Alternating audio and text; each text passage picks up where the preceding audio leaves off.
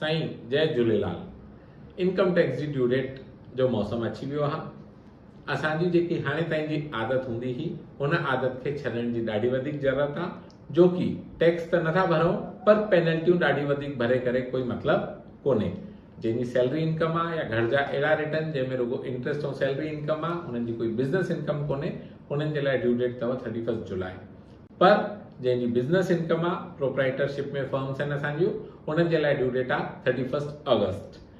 जंहिंजो टर्नओवर 2 करोड़ खां मथे वञे थो या जंहिंजो टर्नओवर 2 करोड़ खां घटि आहे पर उनखे प्रिजम्पटिव टैक्सेशन सां पंहिंजो प्रॉफिट न ॾेखारिणो आहे, त उन्हनि खे ऑडिट कराइण कंपलसरी आहे। ऑडिट में हाणे ताईं हिकु ॾाढो वॾो चेंज जेको आयो आहे कि असां ऑडिट लेट बि कंदा हुआसीं त CA रिपोर्ट सबमिट करे वठंदो पोइ जी तारीख़ पोयां जी ॾेखारे करे या ॿी बि कोई एडजस्टमेंट। हाणे उहे ऑप्शन न हलंदा।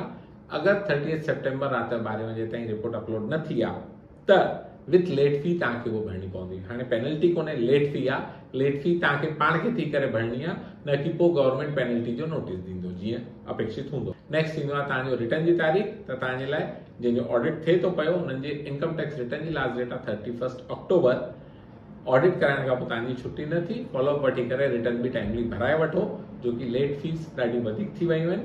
बिलेटेड रिटर्न फाइल थी था सघनि पर unnecessary revise return, belated return में पेनल्टीज भरे करे असां पंहिंजो नुक़सान करण खां टाइम सां बुक्स मेंटेन करे, पंहिंजा रिकॉर्ड्स मेंटेन करे सैलरी रिटर्न या बिजनेस रिटर्न जेके बि आहिनि with in due date file कयूं।